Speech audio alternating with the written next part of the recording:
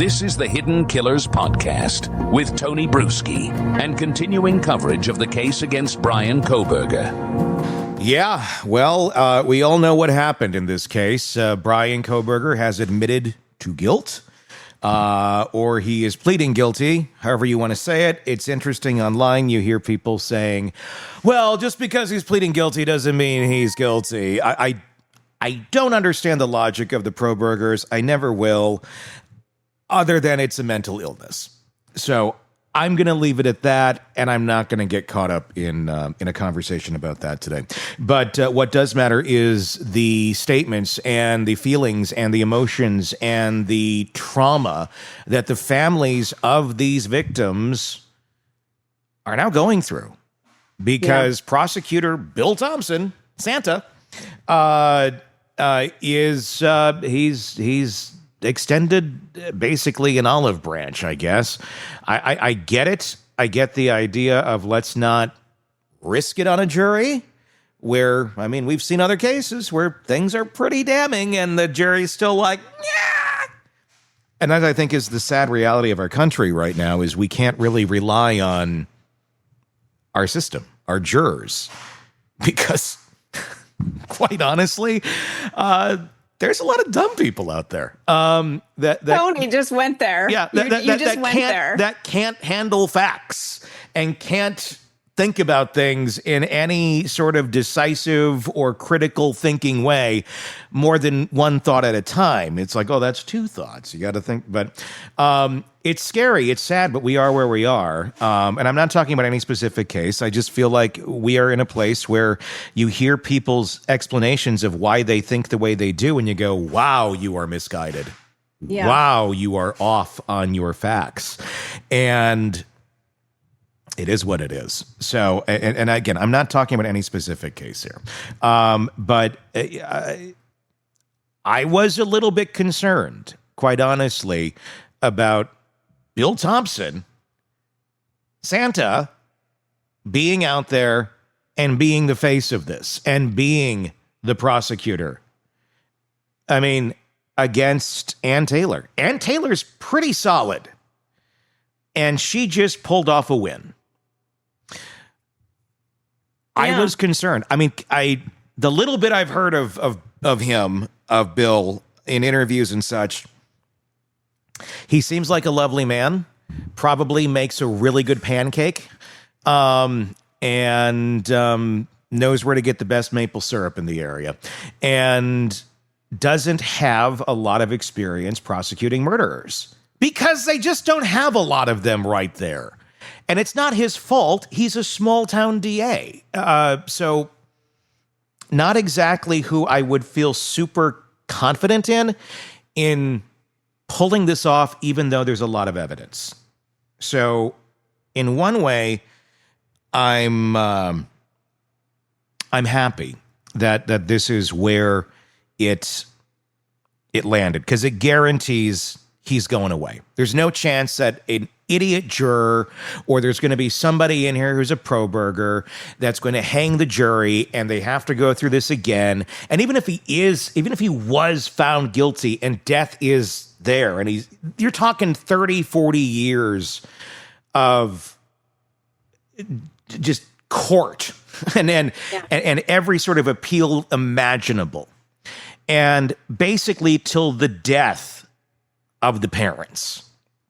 Because Kohberger's young, he's going to live it up. And look, the parents and all that, they're our ages. Like, you know, you got a good 40 years left, maybe. And he's got more. And I think you'd be seeing that path until they're dead. I hate that they were not able to take this into court, though, because exposing Kohberger, putting him and exposing everything that he did for these families, or to these families, and to these kids, and to these people's daughters and son. I can't imagine. I mean, if I were, as an outsider, thinking big picture, it's a good thing. If I were Steve Goncalves, I'd be freaking the F out and be trying to find a way into that prison to kill him myself. And that's a big concern. That family is furious right now. Yeah. There's a lot that the family didn't get by this not going to trial. Mm-hmm. We don't have any idea why he did this. I wish he had been required to say what happened. Well, we do know what we do know. Kohberger's team reached out. It was not the state going, "Hey, you want a plea deal so we don't have to do this?" Kohberger's team came to them and said, "What can you offer us?" And that happened right after the judge shut down the third-party suspect and right after the judge shut down the stay. So we do know that much. And they agreed to it. They didn't have to agree to it. They could have said, "Nope, we're going to trial." But I agree with Bryan Anton on this. He said this on his Twitter yesterday of, it appears Idaho really wasn't interested in taking on this case to begin with. And there's a lot of reasons for that. They tore down the house, which was idiotic. And they're freaking the F out left and right about anybody talking about this thing, about any evidence coming out. The gag order was insane on this case. Yeah, it was. It was like, we don't want to deal with this. This is messy. Let's try and get on, without the care or consideration for these families. And I think that's absolute shit. And at the end of the day here, look, I know we were very harsh on the police early on in this. Those are the ones who did a great job. They knew what they were doing. They figured it out. It's the judicial system that failed these families. You think, really? Yeah. The judicial system should have at least had a conversation. Sending this out in a Sunday night email PDF going, "By the way, no trial. Well. Sorry. Hey, I heard Dr. Quinn Medicine Woman is on tonight. Why don't you check that out right after by Touched by an Angel on CBS." Yeah, and I agree wholeheartedly with that. That's not how that should have been done. They should have brought them in. Like, we need to speak to the families. Please come in. This is important. We need to talk to you. Instead of a fucking email that, how many of them didn't get it right away? Because you don't check your email on a Sunday night. Yeah. I mean, everybody, exactly. I mean, the news starts getting out, and you may not have checked your email, and you're hearing it through News Nation. Right. And it's like, what is going on here? I think it was so sloppy and so disrespectful to those families. So, yeah, I agree with you in that. I'm sorry that I saw that the wrong way. But, yeah, they've completely let them down. And I'd like to know the rationale. Why did you do it that way? These family members have been through hell. I don't know. Why? Yeah. Why couldn't you have a little more compassion and empathy for what they've been through and do this differently? Yeah. An email? Who made that decision? I don't know if they're sitting there thinking they're going to be really excited about this. It's like getting a gift for somebody, or like getting a gift like for like a teenager or something, or getting your wife a vacuum for Christmas, or you're getting your wife, but. Look, if she asked for a vacuum, she's getting a effing vacuum. Oh, if she asked for it, absolutely. I've done that before. And, well, it was okay asked if for. She wants it. It was on the list. I'm like, sure, here you go. That's okay. That's acceptable. Yeah. But if that's the gift you're getting, then, No. We need to talk. I don't know. I don't. My gut is there wasn't a lot of thinking. I think it was they were excited. They have a finality to this. We got to get this out to them right away. Well, pick up the phone and call them. I mean, I know they've been talking on and off a little bit, but as Steve Goncalves says, it was just a very short phone call about this situation. Let's take a look at some of the reporting from Ashley Banfield in News Nation just the other night. This is her interview with Steve Goncalves, and let's. But I wanted you take to have a look your here. say. I wanted you to be able to say out loud for everyone to hear what this means to you and your family. This is anything but justice. This is the opposite of our will. There was no majority believing that this was acceptable. I want to honor all the police officers, the FBI, and all the people that work their tail off. The failure is at the court level, 100%. but the men and the boots on the ground and the women that were out there working, I want to honor everything that they did for our children. 100%. The fault is in leadership and the people that you place this evidence upon.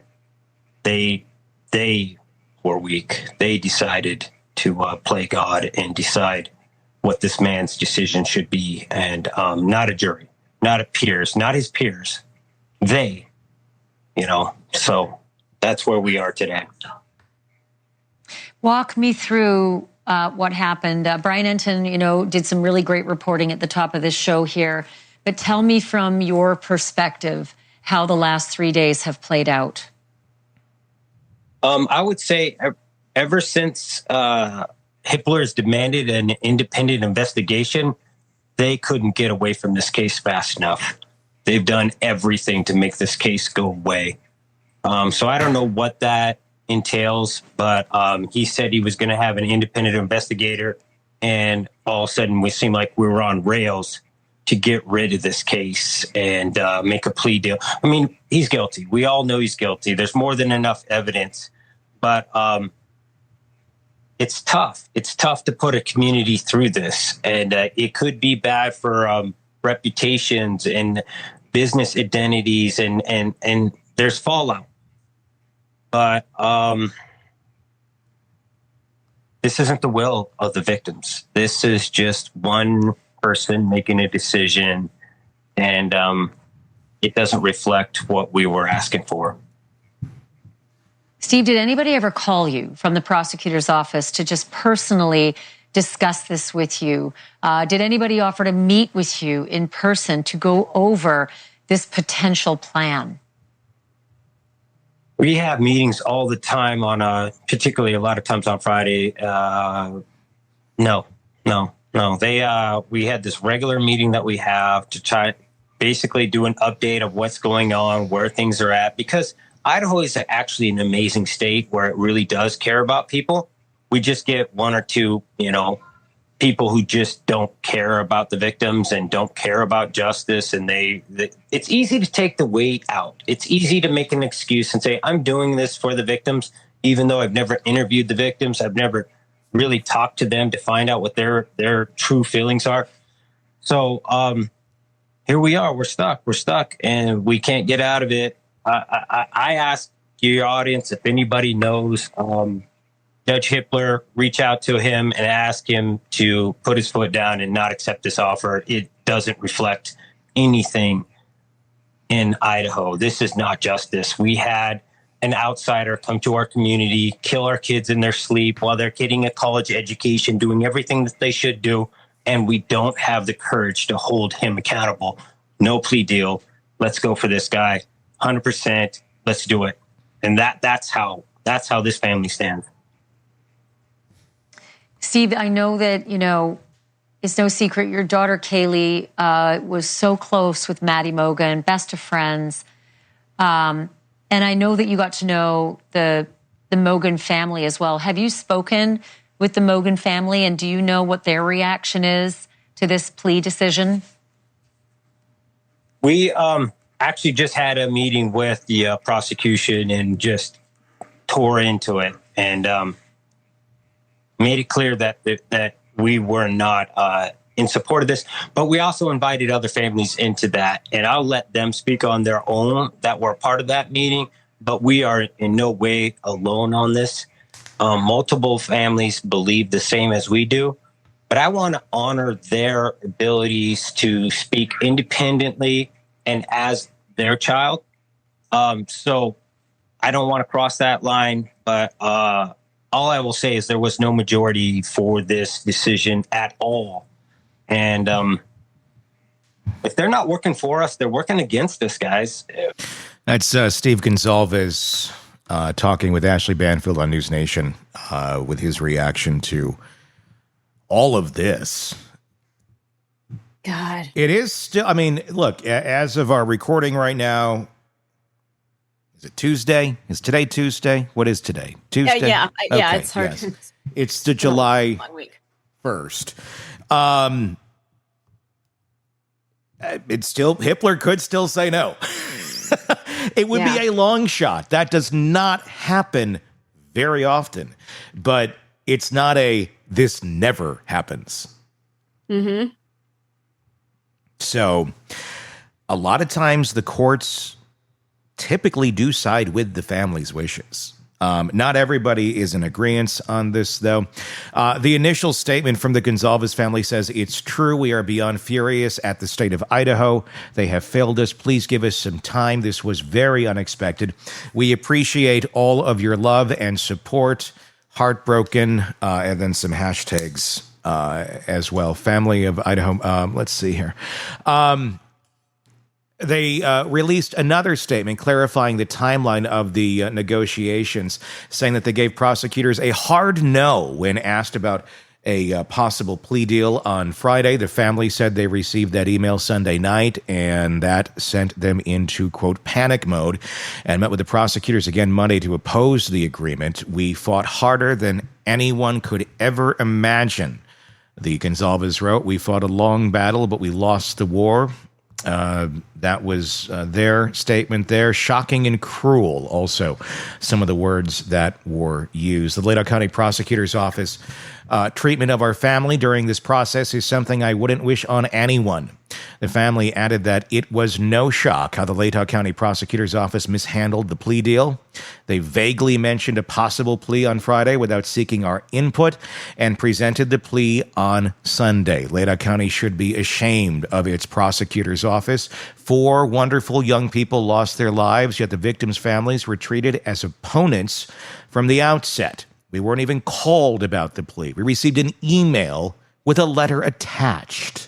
That's how Latah County's prosecutor's office treats murder victims' families. Adding insult to injury, they're rushing the plea, giving families just 1 day to coordinate and appear at the courthouse for a plea on July 2nd. After more than 2 years, this is how it concludes, with a secretive deal and a hurried effort to close the case without any input from the victims' families on the plea's details. The letter concludes. A plea deal is, like I said, it is set to go down tomorrow, and then likely sentencing later in August is what, or later, rather in July, I'm sorry, late July is what it would probably look like for a sentencing. Wow. Were you just shocked when this came through? I was upstairs. I was cooking dinner. Robin Dreek, our contributor, retired FBI special agent, texted me, and I was like, "Holy shit!" I texted. That was literally my text right back to him. And then I ran down here, and then we put a special report together. But yeah, that was not on my bingo card for this week. No, gosh, no. We're still waiting for Diddy at the time of this recording. Karen Reed just wrapped up Diddy's on jury watch, and this came down. Yeah, like, wait, what? When you sent me a text, and I went, yeah. No, he means Diddy. No, I didn't. Yeah, I know. It was, yeah. I don't ever second guess you, but I actually logged on the internet because I'm like, I wonder if spell check changed this, because there's no way this is Kohberger. This is Diddy. Diddy accepted a plea deal and pleaded guilty. That's what I was thinking. Like, no, Tony's confused. Nope. Sorry. I just didn't see this coming. Because, I said, we were waiting on Diddy, and nope. Here comes Kohberger. Yeah. No, I was shocked. I mean, it's always been something we've wondered about. It's something we've questioned, we've talked about. I mean, this really stunned everyone, I think, in the legal community and everywhere. Like, you're doing what? Yeah, can you imagine those low-level conversations? I'm torn on it. Like I said at the beginning, I see both ends. Like, one's like we're guaranteeing this shit, it's done. Yeah. The other is, wouldn't it be nice to take a swing at this piece of shit? Or at least, watch the court do it. And it's like, no, we're just not bringing the piñata out. We're just going to keep it in the cell forever. Like, give them a stick. Give them a spear. Give them a flaming stick. Give them Negan's bat from The Walking Dead. Oh, dude. I say Steve Goncalves, Bryan Kohberger, in a padded room, 30 seconds. Steve gets the bat. See what happens. Pay-per-view, Sunday night, be there. Well, here's the thing. They're going to have to keep him in solitary or away from Gen Pop because he ain't going to make it. Right? I mean, isn't that how things go in prison? He's got a mark on his freaking back. Let's take a look at the poll that I put out just before we went on the air. How long until Kohberger is removed from the planet through prison justice? 24% right now says before New Year's. 2026, 16%. 2027, 32%. And never has 28%. So 2027 is where it's leading right now with 32% of the vote. Yeah. Yeah. I'm hoping for before New Year's. I think that'd be a lovely Christmas present to the families. Yeah, he did get sentenced to basically death because I can't see that he's going to survive prison. I can't see it. I could be wrong. Maybe I'm being really horrible. I don't know. I hope they take him out in prison. I pray. I do. I pray that they take him out in prison. I get it. There's no purpose. Just let him, get rid of him. He's a mutant. Aubrie but before he goes, I need to know why he did this. Does it matter? What was your rationale? There is no rationale. He's insane. I know he's insane, but I want to know what in his mind, I want to hear the process. How did you decide where you're going to do this? Why did you do this? What was even if it's just the most horrible thing in the world, I just wanted to see what it felt like. Let's get in there and figure out what happened. Because he wanted to be this guy. He's getting his dream. He's getting his wish. I think, honestly, the original dream, this is my conjecture on it, was to pull this off, never get caught, and teach about it. And be the guy that's like, oh my God, this was like the perfect crime. Look about it. Because that would give him some sort of like, oh wow, finally people are recognizing his genius because he thinks he is one, even though he's a idiot. I mean, he's just a self-centered, narcissistic, and I'm not saying autism as a negative thing here, but I do believe it plays in his thinking. And I don't think that was a card that was going to help him either. And it's like, yeah, that just kind of pushes you more into the category of possibly you don't process other people's feelings. And everybody's like, well, that's not it. Like, look, I get it. Okay. I'm part of the club, so I'll speak on it that way. But it's different for everybody. It's a spectrum, but he's on that area of the spectrum with zero empathy. He's even admitted to it. He's talked about it in great detail. He recognized it. I think it was that. I think he wanted to get away with this. I think he wanted Catherine Ramsland to eventually be teaching about him. I think he wanted to become a professor and teach about his own crime and silently get all the adoration while nobody knows any better. Obviously, that didn't work out so well. But now he gets to be basically an infamous killer in prison like Ted Bundy or Ed Kemper or anybody from Mindhunter. He's now in that level of infamous evil sociopath, and he's going to live it up. He's going to love it. He's going to do interviews. He's going to probably try and write a book. And he doesn't even... And sure, none of it is going to make any profit on. You can't do it. That's against the law. But could he do it and like put it out? Yes. And all those proceeds could go to the families. I don't think he gives a shit about the money. It's more so he wants to be looked at. He wants to be admired for something. And because there was absolutely nothing in his life that he was actually talented at or good at, he found it. And he failed at that too. So now he's going to go down for being infamous. And he thought he could pull off this whole ruse just the couple weeks ago, trying to blame 4 other innocent human beings for this crime that he knew damn well that he committed. Yeah. He's a piece of shit. I mean, I can't wait for finding a broomstick that goes through his ass and out his mouth. I would love to see that as the headline. Amazing broomstick. Amazing broomstick murder in prison. Like Jeffrey Dahmer. No one's seen anything like this before. Yeah. And I'm not encouraging anyone to do that, but I will tell you what, you'll get a lot of money in your canteen. A lot of people would be out there going, who the fuck is that? Well, let me fill that shit up. Right? It wouldn't be just me going, how can I contribute? He would be rich with canteen money for the rest of their life. Whoever decides to take the broomstick and have a little fun with Mr. Kohberger. Again, not saying anyone should do it. I don't recommend it. I don't endorse it. I don't encourage it. I'm just saying if it happens, cause and effect, that's what would take place. Yeah. I feel I'm very much understand. I don't understand. I can't imagine what it's like for Steve Goncalves, but I agree with him. If I were in his shoes, fuck. They better, when he does plead, and especially when they do the sentencing, they better have somebody watching Steve Goncalves. Yeah. And I don't blame him at all. At all. I hope he gets a 3D printer and prints a plastic gun and gets it into court. Tony. Tony. I do. I wouldn't blame him. I'm a dad. I'm a girl dad. I know you are. And so, I understand, but we have to let justice, that is as justice. flawed as it is. That is justice. I know. Aubrie Goncalves' sister, her statement,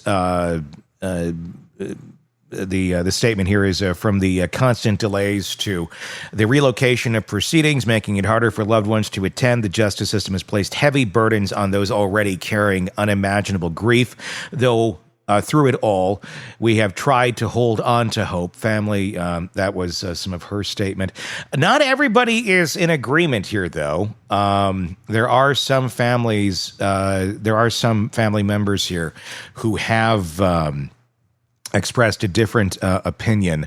The Mogen family, Ben Mogen, he made this statement: if you get that quick death sentence, you don't have to spend decades thinking about how terrible you made the world. We can actually put this behind us and not have these future dates and future things that we don't want to have to be at, that we shouldn't have to be at, that have nothing that have to do with this terrible person. We get to just think about the rest of our lives and have to try to figure out how to do it without Maddie and the rest of the kids.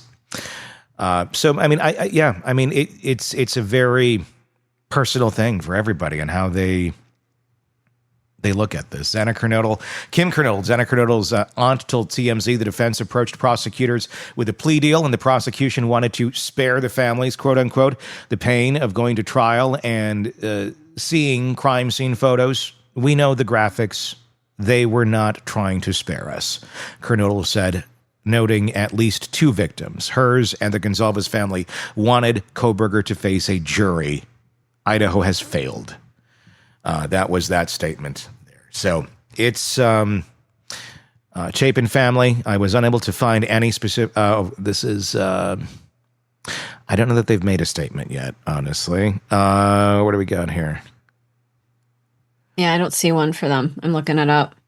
Here's some of the excerpts from the letter to the family. The resolution is our sincere attempt to seek justice for your family. This agreement ensures that the defendant will be convicted, will spend the rest of his life in prison, and will not be able to put you and the other families through the uncertainty of decades of post-conviction appeals. Your viewpoints weighed heavily in our decision-making process, and we hope that you may come to appreciate why we believe this resolution is in the best interest of justice.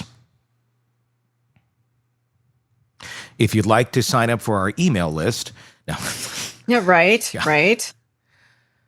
Yeah, I can't find anything. I think a phone call might have been appropriate.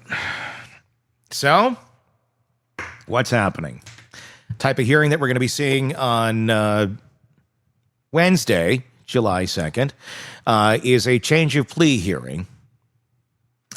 What that basically means is exactly that. He's going to be changing his plea from guilty to not guilty, or from not guilty to guilty. Remember, he stood silent.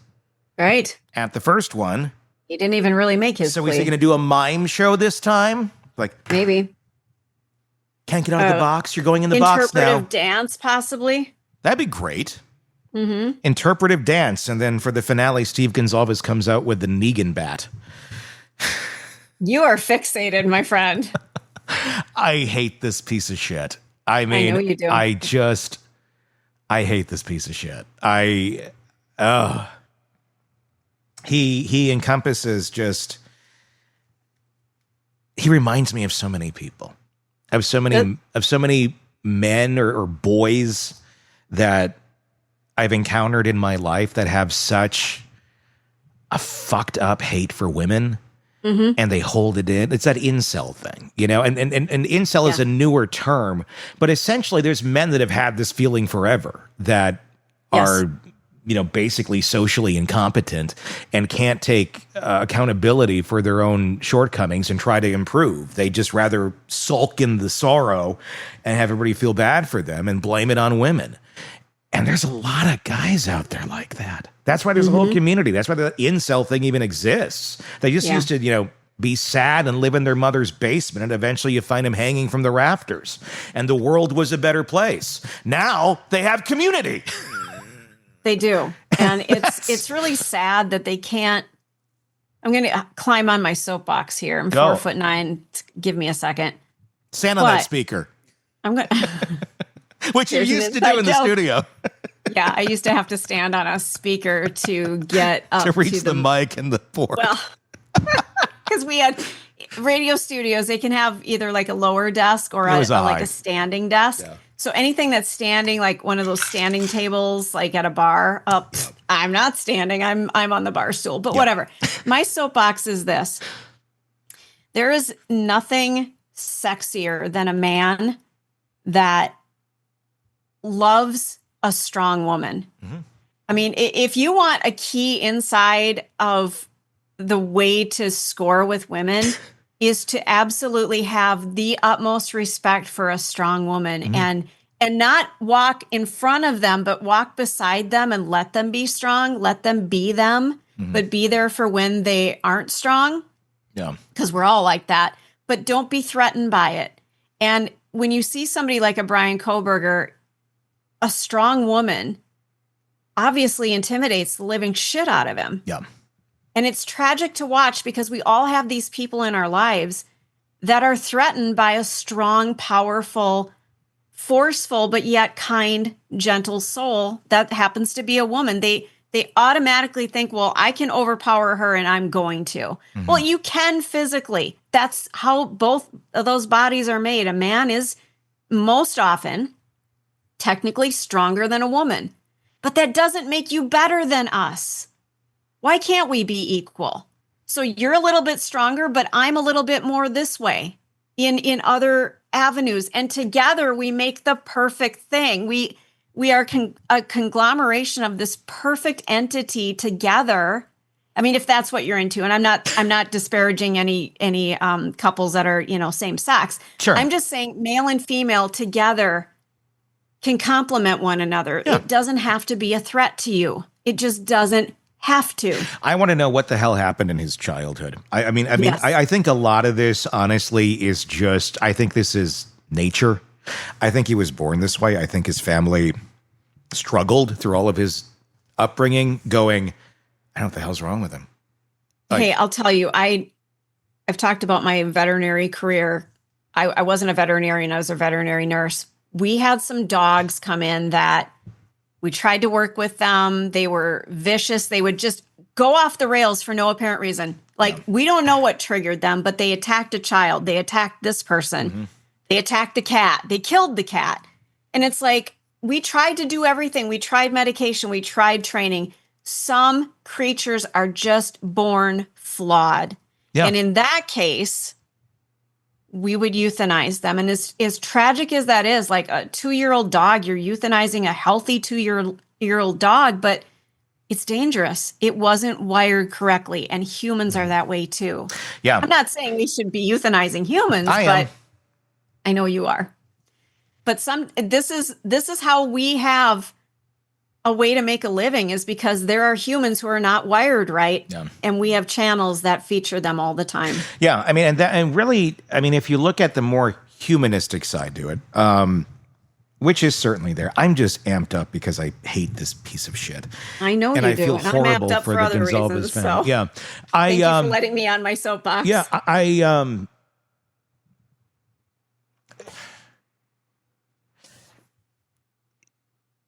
There's just no saving some people like this. They're going to be chaos. They're going to destroy people's lives if they're allowed to just continue. And obviously he went to quite an extreme. But say he didn't kill. Say he just lived. I mean, this guy was, he was on a path to just destroy. I mean, in probably inadvertently as well, because the way his brain is firing, he's not seeing anything wrong with it because it's so normal, because this is just how it fires. He may know socially that's not acceptable, but whatever is in him somehow drove him to go do this. And in that moment in time, his brain was telling him this is the right thing to do. Can you imagine? I mean, do you snap out of that? If you snap out of that high, adrenaline moment, or you're like, what the hell? Like, is it like being possessed? Or is this just all the time? You're like, are you looking at it as, well, they had it coming because they were attractive young women who I could not have? That is essentially what it comes down to with a POS like this. It's, I can't have them. I'm going to be mad at them. I'm not going to look inside and go, maybe I could do something better. I mean, the guy, people look at this guy and go, he's attractive. If he just learned how to socially function, he could get a ton of women. He could have been good. He could have been a decent human being. And he could have found happiness, but he obsessed himself into this hole. And it sounds like his family did try to get him help and such too, but he wasn't receptive to it. Just like you said at the vet, sometimes no matter what you do, they're not fixable. And Kohberger's one of them. He's not fixable. He just spent 3 years torturing these families after he killed their kids. Yeah. Pretending it was somebody else and he likes to go look at stars. And somehow we're all supposed to go, oh, that's viable. Yeah. Let him rot. I don't think he should be able to do anything in prison. I don't think he should be given a pen or a paper or anything. I don't think he should have put him in the box. Here's what they should do. Remember how they tortured Richard Allen? Let's put him in the box. Let's put Kohberger in the box and never let him out. Just wait till he dies. And I don't think that's going to happen. Give him some bread. They should send him to Delphi, Indiana. Yeah. Go hang out. Yeah. But I can guarantee Kohberger has gotten far better treatment than Richard Allen ever did. And he didn't fucking kill anybody. I mean, have you seen that suit that he's wearing? Yeah, he's gotten great treatment. I mean, he's like at Men's Warehouse or some shit. Men's Warehouse isn't that fancy. Well, I've never been to Idaho. I'm sorry. Yeah. You never been? I don't know what they have there. Men's Warehouse? Maybe that's all they have. It's just a Men's Warehouse. It's just a Men's Warehouse in Moscow. That's all it is. It's a Men's Warehouse and a college. Maybe. And a Chick-fil-A. And a Chick-fil-A. Chick-fil-A is there? I don't know. It's pretty far like north. It would be there. I don't know. I don't know how north Chick-fil-A goes. It's probably everywhere now. But no, honey, we've got one where I am. You got one now. Yeah, it's probably in Canada. I think it's going to open soon, and it's going to be utter chaos because the people in the town that I live in are enamored with horrible fast food. And it shows. The average weight of the Wisconsinite in Wausau is... Yeah, it's not good. We are not a healthy bunch. But there's great cheese curds. I will tell you that. Oof. Shit, I had one today. I ordered some the other day with whatever the hell I got. And it was like, we have a Culver's here now, too, which is nice. Because it's a Wisconsin-based chain. I remember going there as a child. And they do their cheese curds properly. They're good. They're good. Okay. Well, now that we're talking about cheese curds, there's pot roast at Culver's? At Culver's. You should look and see if it's on your menu. It is in Wisconsin. You can get, there's like fish fry. I know they have that. I remember my grandparents used to go there after church on Saturday nights to go get fish. And it's good. Yeah, but their pot roast is outstanding. Look at this. This is the weirdest endorsement, and it's not even paid for Culver's No, in the middle this is not of at talking all. about executing someone. I know. And creative ways of doing it since the government failed us. Culver's, enjoy the butter burgers. Who bought the advertising on this show? We didn't, sir. They just started talking about it. Yeah, it just took off, man. Natural. Yeah. Well, there you go. That's the latest. We should get a sponsor, come to think of it. We have 1,000 sponsors. I just know who they are because it's inserted. They're random. We don't hear them. So everybody's like, ads. I don't hear the ads. They're automatically inserted into our show. Yeah. That's what they are. But we should have a sponsor. We really should. Do. Well, we do some. I mean, there's real ghost stories. We have more sponsors over there where I directly endorse. We actually don't do that on this show.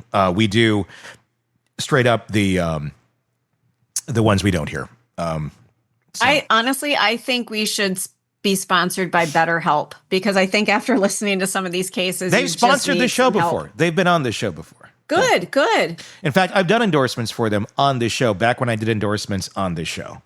But I don't do endorsements on this show anymore. We just do the straight up the other ones. But cool. But yeah, I mental health is a beautiful thing. Go get yourself some therapy. Yeah. It's after listening to these cases, sometimes it opens your eyes to what is out in our universe, what is out in the world. When you step outside your home, or maybe it's in your home. Shit, I don't know. Yeah. It's a scary world. So equip yourself. I'm not doing an ad for them, but I'm just saying, you know. No, I mean, it is more available than ever before. Mm-hmm. There's really not an excuse. If you need help, get it. There's no shame in it. Cost anything can be a factor. Yeah, I mean, anything your family has said, or anything your friends have said. Like, we don't need. I don't need that. That's for this. Screw it. No, everyone needs it. Even when you're healthy and great, it's good. There's nothing wrong with getting help. Mm-hmm. The world would be a much better place if everyone was in therapy. Again, it's not an endorsement, but hey, there you go. Well, we endorse it personally. Yeah. So there you go. Of course, we're going to keep following this. Let us know your thoughts in the comment section. There's a lot more to come on this in the coming days. So buckle up because the Kohberger case is what is of the trial, which doesn't exist anymore, is about to start right now. And it's going to wrap up very fast. Unless the judge throws us a curveball. But we shall see. Craving non-stop true crime updates? Press subscribe now and get the latest cases, analysis, and expert commentary delivered straight to your feed. Only from the Hidden Killers podcast and True Crime Today.